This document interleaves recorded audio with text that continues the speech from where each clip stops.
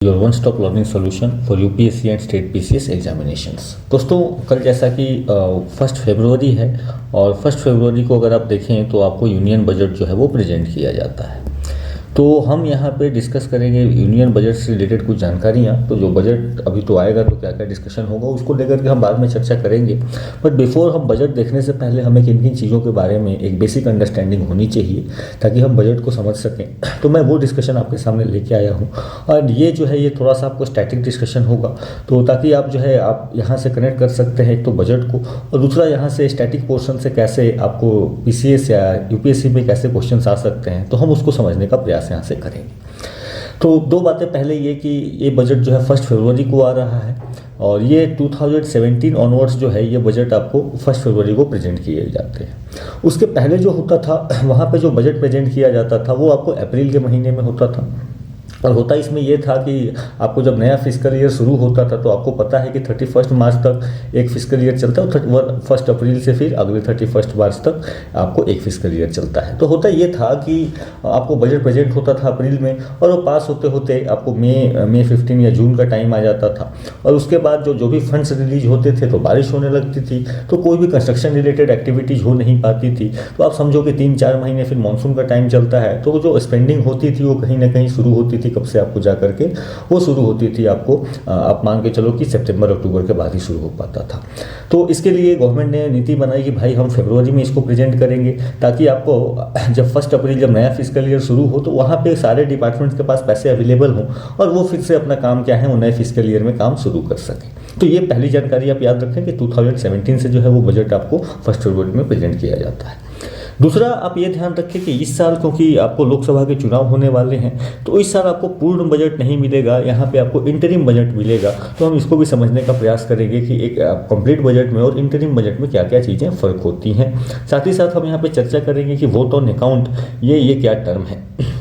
ठीक है, तो ये हम इसको पूरी डिटेल में देखने का प्रयास करते हैं।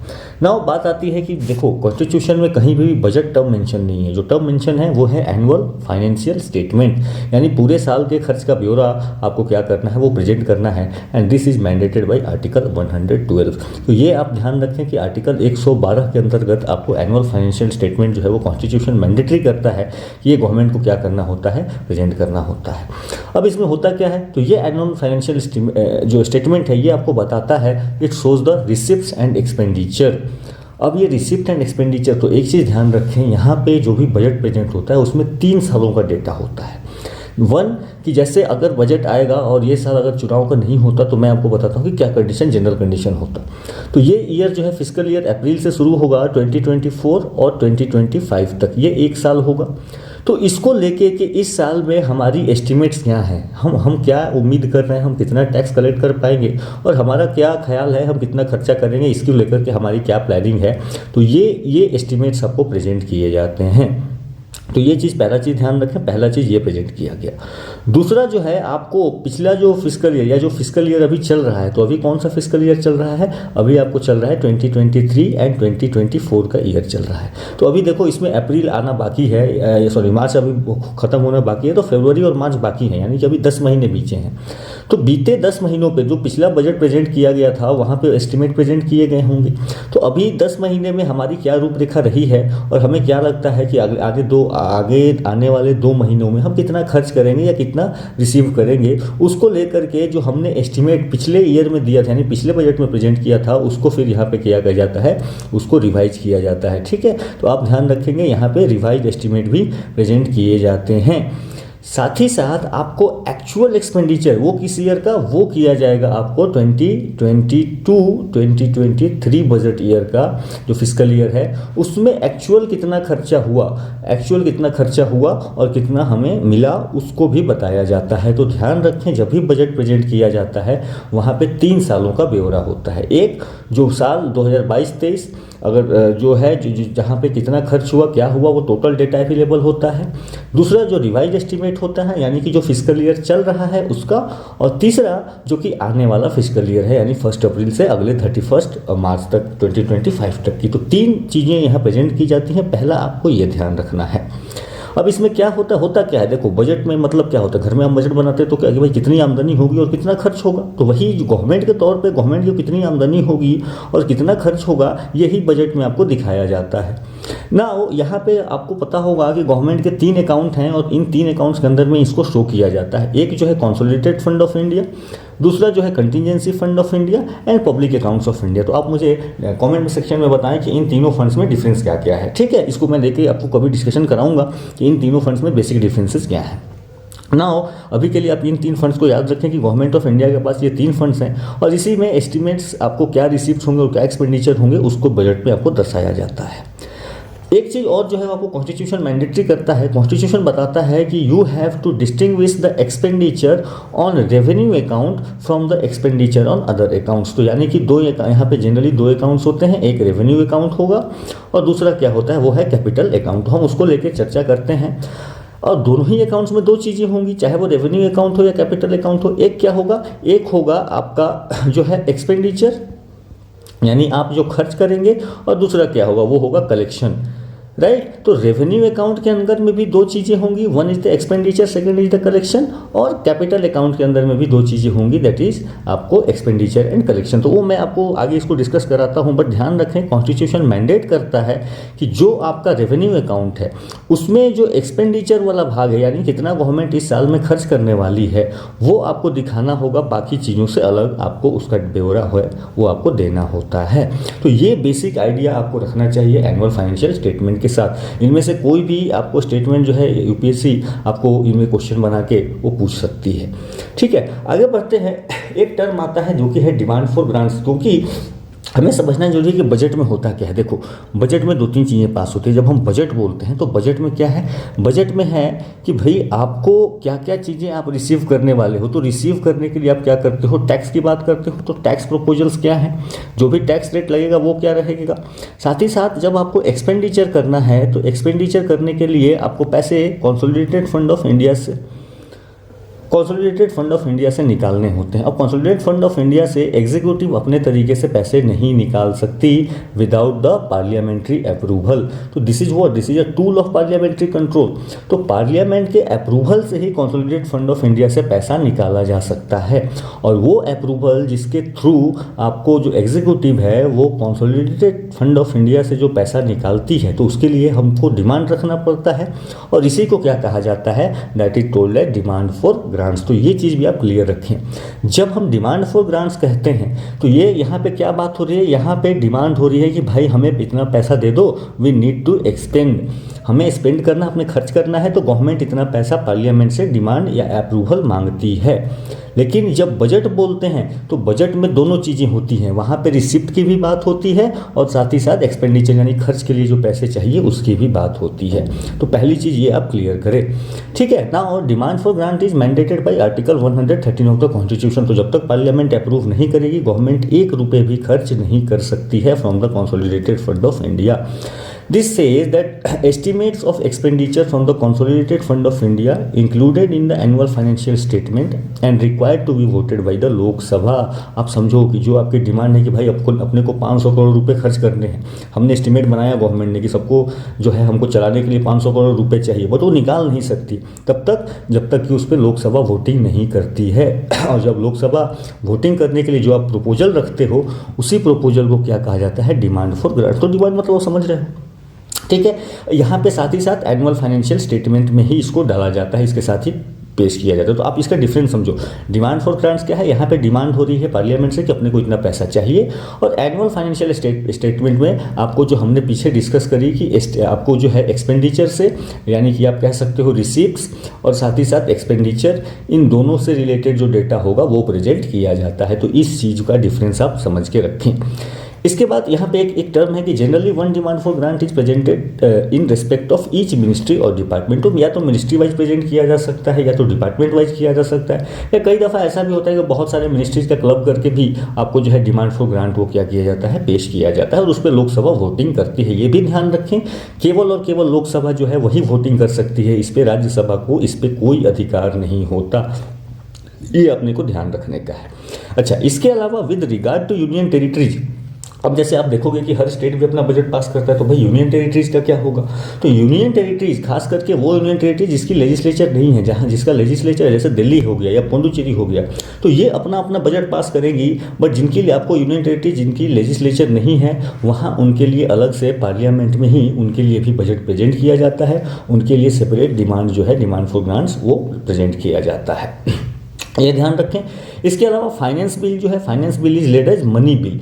तो फाइनेंस बिल क्या है? फाइनेंस बिल है कि भाई टैक्सेशन से रिलेटेड प्रपोजल, आपको जो भी चीज़ें होंगी वो, या जो भी हम पॉलिसी लेवल में जो चेंज करना चाहेंगे, खासकर वो टैक्सेशन से रिलेटेड, उसको क्या किया जाता है, उसको मनी बिल जो आपको अंडर आर्टिकल 110 जो है वो प्रेजेंट किया जाता है आपको पार्लियामेंट में। और वो जो अप्रूवल होगा, अप्रूवल होने के बाद फिर उसको वो लॉ जो है, जो भी लॉज प्रपोज किए जाते हैं वो फिर आपको एक्ट में आ जाते हैं, वो आपको एक्शन में आ जाते हैं। ठीक है, तो ये ध्यान रखें। अच्छा, अब बात है कि भाई ये इंटरिम बजट क्या है? इस साल आपको टर्म सुनने मिलेगा, वो सुनने मिलेगा इंटरिम बजट। देखें, जनरली इंटरिम बजट या वोट ऑन अकाउंट, दोनों को लोग जो है आपको इंटरचेंजेबली यूज करते हैं।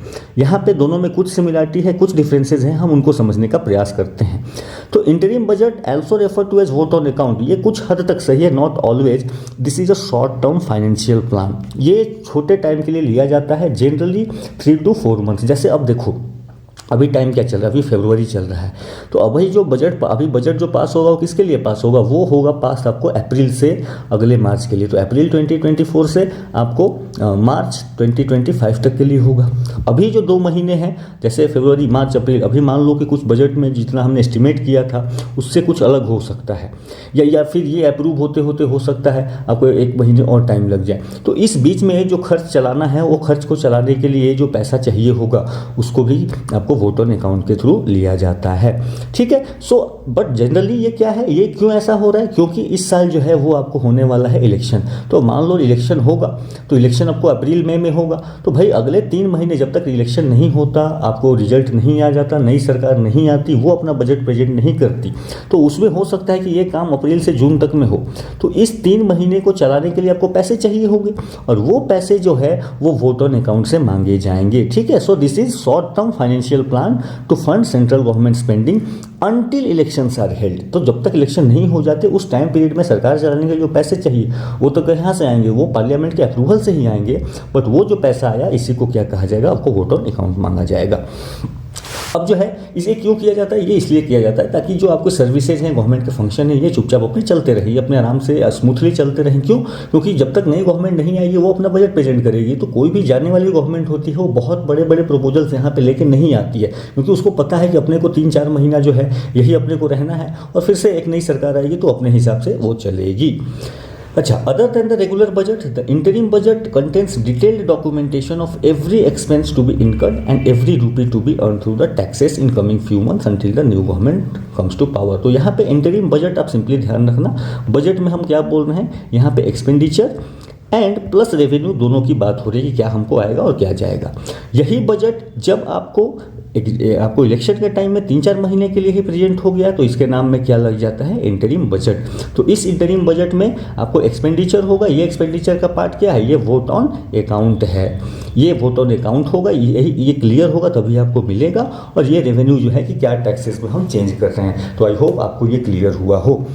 नाउ बात करते हैं इंटरिम बजट, इसका मकसद क्या होता है? तो it enables the government to cover it cost in the brief time before the election. ये हम डिस्कशन कर चुके हैं। अनलाइक अ कॉम्प्रीहेंसिव बजट, जैसे नॉर्मल ईयर्स में जो बजट पास होते हैं, जहाँ पे क्या होता है, यहाँ पे डिटेल डिस्कशन होता है, फाइनेंस मिनिस्टर आके स्पीच देती हैं, वहाँ पे हर एक क्लॉज बाई क्लॉज डिस्कशन होगा हर मिनिस्ट्री पे, और उसके बाद वहाँ पे वोटिंग होती है। ठीक है। यहाँ पे क्या होता है, नॉर्मली इस साल में this vote on account is passed as a convention without any discussion. तो बहुत डिस्कशन नहीं होता, वो जनरल जो एस्टिमेट्स होते हैं उसके 1/6 जो है यहाँ पे उस हिसाब से पास कर दिया जाता है कि भाई पूरे साल का खर्चा अगर 500 करोड़ है तो 500/6 करके वो बजट क्या कर दिया जाएगा? पास किया जाएगा। So it function as a grant in advance, यानी ये दे दिया गया कि भाई आप चलाओ। कब तक चलाओगे? Until the finance bill and the appropriation bills are passed and demand for funds are voted on. तो जब नई सरकार आएगी वो क्या करेगी? पूर्णतः तरीके से अपना बजट फिर से लेके आएगी। ठीक है। तो ये ध्यान रखें, under multiple grant request the total amount of this grant is 1/6 of the expected expenditure for the entire. तो जो हमने अंदाजा लगा लिया कि भाई चलो पूरे साल में 600 करोड़ होने वाले हैं, तो हम इन महीनों के लिए 1/6 यानी कि आप मान के चलो कि 100 करोड़ रुपए दे देते हैं। तो इस तरीके से यहाँ पे वोटिंग कराई, आपको ये पास किया जाता है। अब जो है आप थोड़ा सा डिफरेंस समझे interim budget and vote on account. तो आई होप आपको समझ में आ गया होगा अभी तक कि interim budget and vote on account में क्या डिफरेंस है। सो आर्टिकल 116 मेंशन करता है वोट ऑन अकाउंट क्या है, it is a grant in advance for central government to meet short term expenditure generally lasting for a few months till the new financial year starts. तो financial year तो हालांकि आपको अप्रैल से शुरू हो जाएगा, लेकिन इलेक्शन है क्योंकि, तो फिर नई गवर्नमेंट आएगी तो अपना बजट पेश करेगी। Interim budget is one which contains both the revenue and the expenditure details. ये बात आपको मैं बता चुका हूँ until the new government takes over and presents a full budget. ठीक है, तो इंटरिम बजट की जब बात लगाई तो बजट में रेवेन्यू और एक्सपेंडिचर दोनों की बात होगी। वोट ऑन अकाउंट जो हो रहा है वहाँ पे केवल और केवल एक्सपेंडिचर की बात होगी। ठीक है, so interim budget majorly includes the current state of economy. तो यहाँ क्या चल रहा है, क्या फिस्कल डेफिसिट के टारगेट है, क्या टैक्स कलेक्शन हुए, उनकी बात होगी। Plan and non plan expenditure, क्या खर्च करने का है, साथ ही साथ रिसिप्ट्स क्या होंगे, चेंज इन टैक्स रेट क्या होंगे, revise estimates and estimates for current affairs, आपको करंट ईयर। तो रिवाइज एस्टिमेट्स हम चर्चा कर चुके, एस्टिमेट्स फॉर करंट ईयर की चर्चा कर चुके। ठीक है, कि आपको जो अभी इस साल का जो फिस्कल ईयर चल रहा है उसमें कुछ चेंजेस करने हैं कि नहीं, आपको जो अगला ईयर आने वाला है उसमें कुछ होगा कि नहीं होगा चेंज, तो उसको लेकर के जो आपको चेंजेस किए जाएंगे उसको यहाँ पे revise estimates and estimates for current years. बाकी जो डिस्कशन है दैट इन अराउंड कि कितना पैसा जा रहा है, कितना पैसा रिसीव हुआ है, कितना अपने को खर्च लगेगा, ये सारा का सारा जो डिस्कशन होगी वो इंटरिम बजट में किया जाएगा। साथ ही साथ वोट ऑन अकाउंट क्या है, this contents expenditure requirement, specially expenditure requirement कि भाई सैलरी किसी को देनी है तो वो अपना पैसा चाहिए। अनगोइंग प्रोजेक्ट्स, कोई भी प्रोजेक्ट चल रहा है आपको, बहुत सारे गवर्नमेंट के मान लो रोडवेज बन रहे हैं, तो अब जब तक बजट नहीं आएगा तो उसको रोक थोड़ी देंगे, उसके लिए जो है पैसा हम क्या करते हैं पास कराया जाता है। साथ ही साथ funds for ongoing government scheme, तो बहुत सारी स्कीम चल रही है, जैसे मान लो कि हर घर नल से जल स्कीम चल रहा है, तो जब तक बजट नहीं आएगा वो स्टॉल नहीं होगा, वो क्या होगा उसके लिए वोट ऑन अकाउंट करके पैसा पार्लियामेंट अप्रूव कर देगी। अब नई गवर्नमेंट जब आएगी तो फिर वो सिस्टमेटिक तरीके से चीज़ों को क्या करेगी, आगे बढ़ाएगी। अब जो है बजट में हम एक डिफरेंस ये भी समझने का प्रयास करेंगे कि भाई बजट में दो हेड्स होते हैं, एक होगा आपको रेवेन्यू बजट और दूसरा होगा कैपिटल बजट। तो इसको ध्यान रखें कि रेवेन्यू और कैपिटल का मतलब क्या है। रेवेन्यू का मतलब क्या है, नॉन रिडीमेबल, ये आपको रेगुलर कलेक्शन होते रहेगा, सालाना हर साल ये कलेक्ट होता रहेगा, ये इकट्ठा नहीं होता है। ठीक है, या आप ऐसे भी समझ सकते हो कि रेवेन्यू का मतलब है कि यहाँ पे एसेट्स का क्रिएशन नहीं हो रहा है, यहाँ पे एसेट्स का क्रिएशन नहीं हो रहा है, ये बार बार ये हर साल रिकरिंग एक्सपेंडिचर है। ठीक है, या रिकरिंग यहाँ पे आपको रिसिप्ट्स हो सकते हैं, दोनों चीज़ें हो सकती हैं। इसके बाद कैपिटल बजट में किसकी बात होगी, यहाँ पे रिसिप्ट्स विच क्रिएट लाइबिलिटी। ऐसे रिसिप्ट्स आपने किसी से लोन ले लिया, ठीक है, तो वो क्या हो जाएगा, या आपने घर ले लिया तो वो क्या होता है, वो कैपिटल बजट में जाता है, मोटा खर्च आपने किया। और रिड्यूस फाइनेंशियल एसेट्स, या आपने घर बेच के जो पैसे मोटे लिए तो आपने एसेट आपका गया ना, तो उसको क्या कहेंगे, that is known as capital budget के हिस्से आएगा। अब रेवेन्यू में भी दो चीज़ें होंगी, एक होगा रिसिप्ट फर्स्ट एंड सेकंड क्या होगा, सेकंड होगा आपको एक्सपेंडिचर। तो with in the revenue head आपको दो चीज़ें मिलेंगी, रिसिप्ट्स एंड एक्सपेंडिचर, यानी कि एक हिस्सा जिसमें आपको इनफ्लो बताया जाएगा, रिसिप्ट मतलब क्या, पैसे कहाँ से आ रहे हैं, और एक्सपेंडिचर मतलब क्या कि आउटफ्लो क्या हो रहा है। अब रिसिप्ट्स में आपको क्या हो सकते हैं, एग्जाम्पल देखिए, तो दो टाइप के जनरली मिलेंगे आपको, एक है टैक्स रेवेन्यू और दूसरा जो है वो आपको नॉन टैक्स रेवेन्यू। अब टैक्स रेवेन्यू क्या है, एक तो है डायरेक्ट एंड इनडायरेक्ट टैक्सेस जो आप कलेक्शन होती है, मान लो इनकम टैक्स हो गया, कॉर्पोरेट टैक्स हो गया, राइट।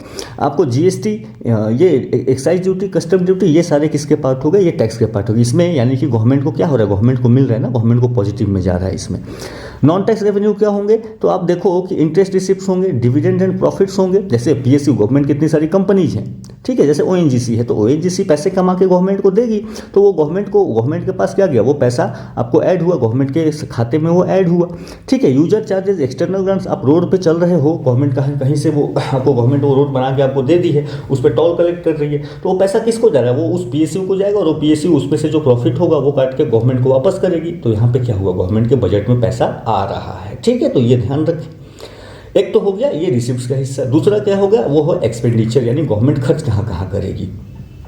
तो एक्सपेंडिचर क्या होगा, ये रिकरिंग एक्सपेंडिचर है, incurred for purpose other than creation of assets. ठीक है, तो यहाँ पे क्या होगा, गवर्नमेंट, मान लो गवर्नमेंट ने लोन ले लिया है, तो लोन का पेमेंट करेगी, उसका इंटरेस्ट देगी। ठीक है, लोगों को सब्सिडीज देती है बहुत सारी, आपको बिजली पे सब्सिडी, पानी पे सब्सिडी, फर्टिलाइजर सब्सिडी। तो इसमें क्या हो रहा है, ये सारी चीज़ों में गवर्नमेंट क्या कर रहा है, गवर्नमेंट का पैसे अकाउंट से बाहर जा रहे हैं। ठीक है, आपको सैलरीज एंड पेंशन, बहुत सारे जो गवर्नमेंट स्टाफ्स हैं उनको पेंशन देना है, डिफेंस के लोगों को देना है, स्टेट्स को जो ग्रांट्स देते हैं, ये ध्यान रखें हैं ग्रांट्स टू स्टेट्स जो है इसको रेवेन्यू में कलेक्ट किया जाता है, ना कि आपको कैपिटल बजट में, ये जरूर ध्यान रखें। ठीक है, तो रेवेन्यू में एक चीज़ जो है, जहाँ से गवर्नमेंट को पैसा आया तो वो रिसिप्ट्स हो गया, जहाँ से गवर्नमेंट को पैसा गया तो वो क्या हो गया, एक्सपेंडिचर हो गया। दूसरा जो है वो कैपिटल बजट, जहाँ पे कोई एसेट की बात होगी, जहाँ पे मोटे पैसे की बात होगी, मोटे खर्चे की बात होगी, जो बार बार नहीं होता होगा। यहाँ पे ये सारी चीज़ें क्या होती हैं, हर महीने का ये खर्चा है या हर साल का ये खर्चा है। कैपिटल बजट जो है वो जरूरी नहीं है कि अगले साल में आपको देखने को मिले जनरली। तो यहाँ पे क्या क्या चीज़ें होंगी, यहाँ पे भी अगेन गवर्नमेंट कहीं से पैसा लेगी तो वो प्लस में होगा, यानी रिसिप्ट्स होगा, कहीं पे गवर्नमेंट खर्च करेगी तो वो माइनस होगा। तो गवर्नमेंट को पैसा कहाँ कहाँ से मिल सकता है, रिसिप्ट्स कहाँ से हो सकता है, तो मार्केट बोरोइंग, गवर्नमेंट को रोड बनाना है, गवर्नमेंट ने किसी से लोन ले लिया तो गवर्नमेंट के अकाउंट में तो प्लस हुआ ना, गवर्नमेंट पे लोन हुआ बट वो प्लस हुआ, वो उसके अकाउंट में दिखेगा। इसके अलावा नॉन डेप्ट रिसिप्ट्स आपको मिलेंगे। ये नॉन डेप्ट रिसिप्ट क्या होते हैं, जैसे गवर्नमेंट की कोई कंपनी है, कोई PSU है, गवर्नमेंट ने उसको बेच दिया, तो जैसे एयर इंडिया को बेचा, एयर इंडिया को सेल किया मान लो, तो एयर इंडिया को सेल किया तो जो पैसा मिला, मोटा रकम मिला होगा, ये कहाँ जाएगा, ये डिसइन्वेस्टमेंट में जाएगा। तो ये क्या हो गया, नॉन डेप्ट रिसिप्ट। इससे आपके ऊपर कोई कर्ज नहीं क्रिएट हो रहा है। ये डेप्ट रिसिप्ट में क्या होता है, कर्ज क्रिएट होता है, राइट। तो मार्केट से आपने कुछ लिया है तो आपको लौटाने का है ना, वो कर्ज बना है। यहाँ पे नॉन डेप्ट रिसिप्ट में आप पे कर्ज नहीं है, वो आपका एसेट था, आपने उसको सेल किया तो वहाँ से आपको पैसा मिला। या रिकवरी ऑफ लोन, गवर्नमेंट ने किसी को लोन दे रखा हो और वहाँ से गवर्नमेंट को मिला तो वो भी आपको क्या हो गया, कैपिटल हो गया। तो ये हर बार नहीं मिलेगा ना, एक बार लोन आपको मिल गया तो कहानी खत्म। एक बार आपने एयर इंडिया को सेल कर दिया तो फिर वहाँ से दोबारा पैसा थोड़ी ना आने का है, तो इसलिए इसको कैपिटल बजट में रखते हैं। साथ ही साथ non recurring incurred for asset creation, जो आपका एक्सपेंडिचर है वो कहाँ से जाएगा, जो अब आप एसेट क्रिएशन करते हो। जैसे आपने रोड बनाया तो रोड बार बार थोड़ी ना बनाओगे, एक बार बना दिया जो पैसा लगा, बट रोड बनाने में गवर्नमेंट के अकाउंट से पैसा तो कटा, तो वो क्या हो गया, माइनस हो गया। इसके अलावा रेलवेज हो गया, रेलवेज में लगा रहे हो, लोगों को, स्टेट्स को लोन दे रहे हो, तो वो क्या हो जाएगा, वो आपको एक्सपेंडिचर में जाएगा, ये गवर्नमेंट से माइनस होगा। ठीक है, तो याद रखें रेवेन्यू बजट में दो चीज़ें, एक पॉजिटिव एक निगेटिव। पॉजिटिव मतलब ये रिसिप्ट्स हो रहे हैं, निगेटिव मतलब ये क्या हो रहा है, एक्सपेंडिचर हो रहा है। कैपिटल बजट में भी दो चीज़ें, एक पॉजिटिव और एक निगेटिव। पॉजिटिव मतलब ये रिसिप्ट हुआ, निगेटिव मतलब ये क्या हो गया, ये आपको एक्सपेंडिचर हो गया। ठीक है, तो इस तरीके से गवर्नमेंट के अकाउंट को इस तरीके से डिवाइड किया जाता है। और याद करो क्या कहा था आपको, कॉन्स्टिट्यूशन क्या कहता है कि आपको रेवेन्यू एक्सपेंडिचर को अलग हेड में दिखाना होगा विद अदर, जो भी आपको बाकी दूसरे जिस तरीके से आप जिन हेड्स में दिखाना चाहते हो। इसके बाद आते हैं, एक एक्ट है जो काफ़ी इंपॉर्टेंट है from the budget point of view, that is the fiscal responsibility and budget management act. Fiscal responsibility मतलब गवर्नमेंट जो फाइनेंसिस कर रही है ना, वो रिस्पॉन्सिबल रूप में करे। बजट जो है रिस्पॉन्सिबल, ऐसे एक मान लो कोई गवर्नमेंट है, अब ये गवर्नमेंट है, अभी अगली गवर्नमेंट आने वाली है, ये लोगों को खुश करने के लिए क्या करे, अपने हिसाब से बहुत सारा लोन लेके और सब्सिडीज दे दे, भाई लोग बड़े खुश, बड़ी मज़ा आया। लेकिन इससे क्या होगा, इससे आपकी गवर्नमेंट की जो फाइनेंसिस हैं, आपको देश की जो फाइनेंसिस जो गड़बड़ हो जाएगी ना, जो भी अगली गवर्नमेंट आएगी उसको तो उस लोन का किराया चुकाना पड़ेगा, इंटरेस्ट देना पड़ेगा। इसीलिए पार्लियामेंट ने एक एक्ट निकाला कि भाई जो रिस्पॉन्सिबल आपका जो फिस्कल बजट है या जो भी फिस्कल से रिलेटेड चीज़ें हैं उसको एक सही तरीके से चीज़ों को चलाया जाए। सो this is about the intergenerational management equity. Intergenerational मतलब कि इस गवर्नमेंट ने बहुत सारा लोन ले लिया तो आने वाली जनरेशन को उसका किराया चुकाना पड़ेगा, इंटरेस्ट देना पड़ेगा, 10 साल बाद 15 साल बाद वो आपको देना पड़ेगा। तो इसीलिए आप जो है कुछ इस तरीके का आउट ऑफ द बॉक्स जाके काम ना करें। साथ ही साथ long term micro economic stability बनी रहे।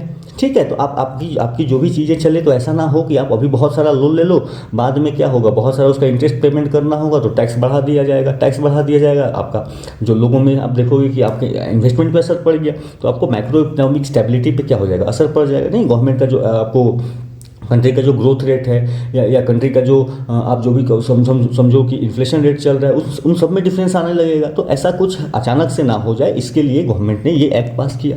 साथ ही साथ प्रूडेंशियल डेप्ट मैनेजमेंट का मतलब कि आप उतना ही लोन लो, आपको काम करने के लिए लोन लेना पड़ेगा, बट इतना ही लो कि भाई वो कंसिस्टेंट रहे, ऐसा ना हो कि बहुत ज़्यादा लोन ले लो। ठीक है, तो डेप्ट एंड डेफिसिट्स को जो है वो मेंटेन करने का प्रयास किया जाता है। साथ ही साथ greater transparency in fiscal operation of the central government जो भी कंडक्ट करती है, तो आप बजट बोरोइंग ना करो ज़्यादा, आप जो भी चीज़ें हैं वो रिस्पॉन्सिबल तरीके से करें। साथ ही साथ conducting fiscal policy in medium term framework, यानी कि जो भी आप बता रहे हो कि अच्छा हम ये कर रहे हैं, टैक्स लगा रहे हैं या सब्सिडी दे रहे हैं, तो क्यों दे रहे हैं, उसके पीछे एक आइडियोलॉजी होनी चाहिए कि आने वाले 4 साल 5 साल में हमारी स्ट्रेटेजी क्या है। ठीक है, तो मीडियम टर्म में हम क्या करने वाले हैं उसका गोल लेके क्लियर हो, ऐसा ना हो कि नी जर्क रिएक्शन देना पड़े। तो ये जो है इसीलिए आपको FRBM एक्ट पास किया गया। अब यहाँ पे FRBM एक्ट के अंदर 3-4 चीज़ें आपको जाननी जरूरी हैं कि बजट के साथ साथ और भी डॉक्यूमेंट जो हैं, यानी एनुअल फाइनेंशियल स्टेटमेंट के साथ साथ आपको 3-4 डॉक्यूमेंट और पब्लिश करी जाती हैं, वहीं पे ले करी जाती हैं। एक जो है that is the medium term fiscal policy statement. आपके नाम से समझ में आया होगा, मीडियम टर्म यानी आने वाले 4-5 सालों में फिजिकल पॉलिसी, आप किस तरीके की पॉलिसी लाना चाहते हो, ठीक है। So this is laid along with the budget, it sets. So पहला document medium term fiscal policy statement, ये क्या है, ये it sets 3 year rolling targets for prescribed fiscal indicators, यानी कि आप फिजिकल डेफिसिट कैसा रखना चाहते हैं, आप प्राइमरी डेफिसिट क्या रखना चाहते हैं, रेवेन्यू डेफिसिट क्या रखना चाहते हैं। तो इन सब को लेकर मैं डिस्कस कर देता हूँ आपको कि ये टर्म्स क्या हैं, ठीक है। तो इनको लेकर के आपके क्या टारगेट होने वाले हैं आगे आने वाले टाइम में, वो आपको बताना होता है। साथ ही साथ फिजिकल पॉलिसी स्ट्रैटेजी स्टेटमेंट, यानी आपकी स्ट्रैटेजी क्या है, this is also laid along with the budget. ये क्या बताता है, ये पॉलिसीज की बात करता है कि गवर्नमेंट की पॉलिसी टैक्सेशन को लेके क्या होने वाली है, बोरोइंग यानी आप जो उधार लेने वाले हैं उसको लेके क्या होने वाली है, एक्सपेंडिचर को लेके क्या होने वाली है। तो स्ट्रैटेजी हम किसी भी, मान लो घर चलाते हैं तो हम स्ट्रैटेजी बनाते हैं कि भाई कैसे कहाँ पैसा आएगा, कहाँ खर्च करेंगे, क्या प्लानिंग होगी अगले साल 3-4 सालों की। तो वैसा ही गवर्नमेंट को भी करना होता है, ठीक है। तो ये चीज़ जो है इसको फिजिकल पॉलिसी स्ट्रैटेजी स्टेटमेंट कहते हैं। तीसरा जो है that is the macro economic framework statement, ये भी आपको बजट के साथ देता है and it contains assessment of growth prospects, physical balance and external sector balance. यानी कि ये मैक्रो इकोनॉमिक फ्रेमवर्क, यानी मैक्रो इकोनॉमिक जो फंडामेंटल्स होते हैं कि भाई हमारा मान लो कि हम ग्रोथ क्या एस्टिमेट कर रहे हैं, हम फिजिकल बैलेंस हम कितना एस्टिमेट करें कि भाई कितना उधार लेना पड़ेगा, हम कितना लेके चल रहे हैं कि हमारा बैलेंस ऑफ पेमेंट कैसा चलेगा। उन चीज़ों को लेकर के जो एजम्पशंस होते हैं, जो हम एस्टिमेट कर रहे होते हैं, उसको मैक्रो इकोनॉमिक फ्रेमवर्क स्टेटमेंट में रखते हैं। चौथा जो है that is the medium term expenditure framework statement, ठीक है। ये मीडियम टर्म, अगेन ये ध्यान रखना, ये बजट के साथ नहीं होता है बट नेक्स्ट सेशन में प्रोड्यूस किया जाता है, laid in the next session of the session in which budget is presented. यहाँ पे फिर से 3 year rolling target for prescribed expenditure की हम आने वाले समय में कैसा खर्च करना चाहते हैं, किस तरीके से खर्च करना चाहते हैं, क्या पॉलिसी चेंज लाने चाहते हैं, उसको लेकर के इसको प्रोड्यूस किया जाता है, ठीक है। तो ध्यान रखें यहाँ पे इन दोनों में डिफरेंस क्या है, पहले में और फोर्थ में। तो यहाँ पे फिजिकल पॉलिसी, पूरी पॉलिसी की बात हो रही है स्टेटमेंट, यहाँ पे एक्सपेंडिचर फ्रेमवर्क की बात हो रही है, ठीक है।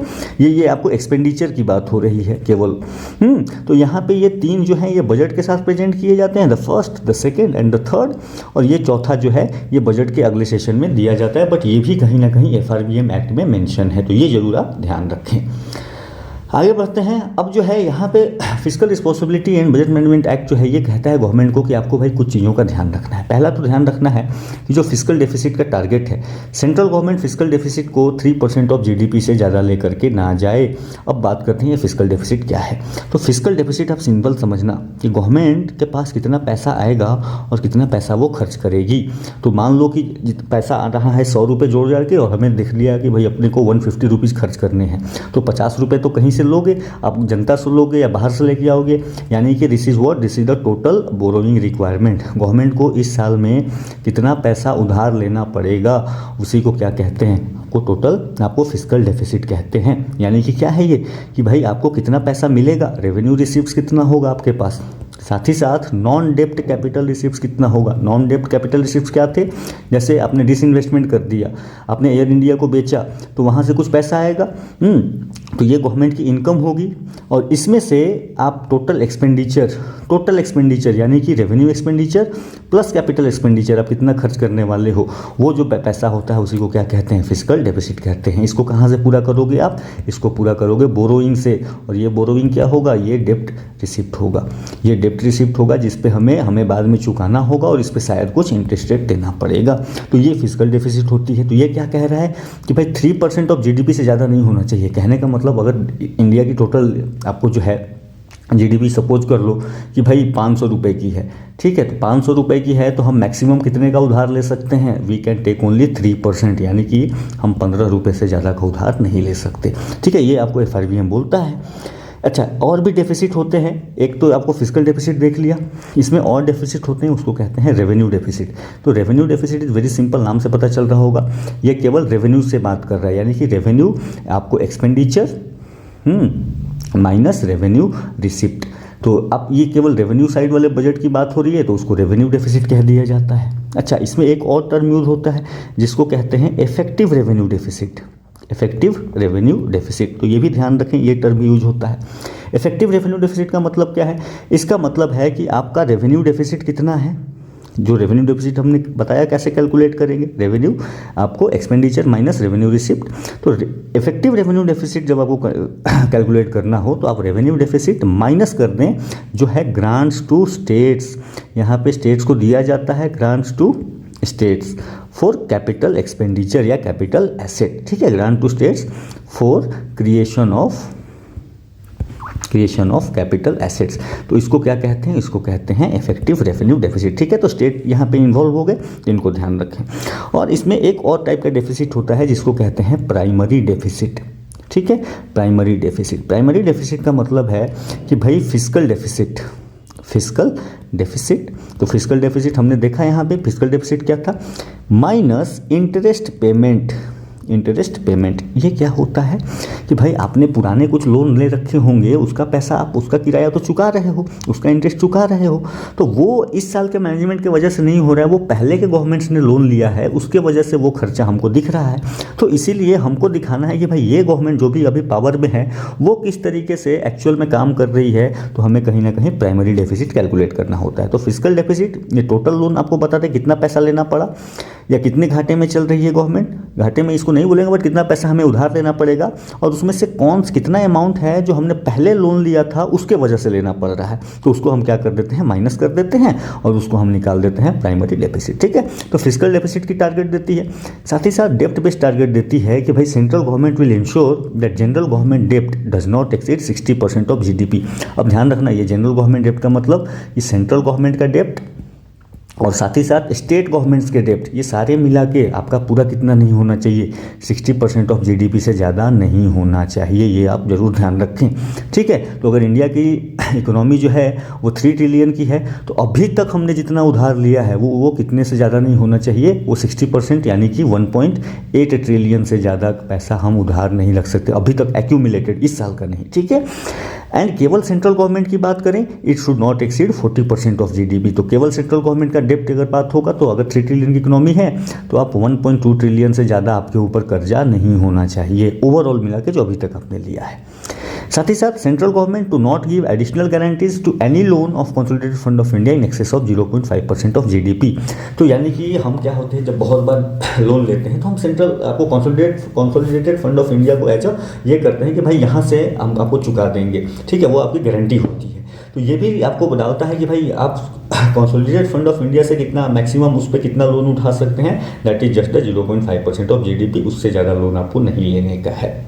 तो ये गवर्नमेंट के फाइनेंसेस को रेगुलेट करने की बात होती है। अब यहाँ से बोरोइंग पावर्स की अगर आप बात करें, थोड़ा सा पॉलिटी को रिवाइज करें, तो आर्टिकल 292 एंड आर्टिकल 293 ये गवर्नमेंट, सेंट्रल गवर्नमेंट और स्टेट गवर्नमेंट की क्या बताती हैं? बोरोइंग पावर बताती हैं कि किस तरीके से ये लोन्स ले सकती हैं। नहीं तो 292 जो है आर्टिकल आपको सेंटर का रेगुलेट करता है कि सेंटर किससे लोन ले सकता है। तो सेंटर तो भाई जो पार्लियामेंट उसको जितना चाहे उतना उसको अलाउ कर सकती है, आप लोन ले सकते हैं, वो पार्लियामेंट लॉ बना देगी। और स्टेट के लिए क्या है, स्टेट जनरली किससे ले सकता है? स्टेट सेंटर से ले सकता है या तो मार्केट से ले सकता है, बट सेंटर की रिस्ट्रिक्शन है कि आपने पहले से कुछ लोन ले रखा है और वो पूरा चुकाया नहीं है, पहले से बाकी कुछ बकाया लोन है, तो फिर आपको सेंटर से परमिशन लेनी होगी। तो आई होप कि आप वापस जाएं और इन आर्टिकल्स को चेक करें किस तरीके से आपको बताती है। इसके बाद जो है कभी कभी ऐसा भी होता है कि कभी मजबूरी आ गई कि भाई ये कंडीशन हम फुलफिल नहीं कर पाएंगे, अपने को जो है 3% ऑफ टारगेट से बढ़ाना पड़ेगा। जैसे कोविड आ गया, तो कोविड के टाइम में गवर्नमेंट को ज़्यादा खर्च करने की ज़रूरत थी, तो अगर ऐसा एक्ट बन जाएगा जो वाटर टाइट हो जाएगा तो कभी कभी मजबूरी पड़ सकती है। तो उस कंडीशन में यहाँ पे जो है आपको एस्केप क्लॉज भी दिया गया है। एस्केप क्लॉज कहने का मतलब एबनॉर्मल कंडीशन में आप चाहेंगे तो ये एक्ट आपको अलाउ करता है कि आपको जो टारगेट है उससे आप थोड़ा प्लस माइनस कर सकते हैं। अब ये एस्केप क्लॉज में क्या क्या चीज़ें दी गई है, that is the ground of national security. नहीं तो देश पे कोई खतरा हो या युद्ध की कंडीशन बनी हो, एक्ट ऑफ वॉर अलग से ही मेंशन है, तो उसमें आपको क्या कर सकते हैं, आप पे ये 3% या 60% वाला टारगेट जो है वो आपको अप्लाई नहीं होता है।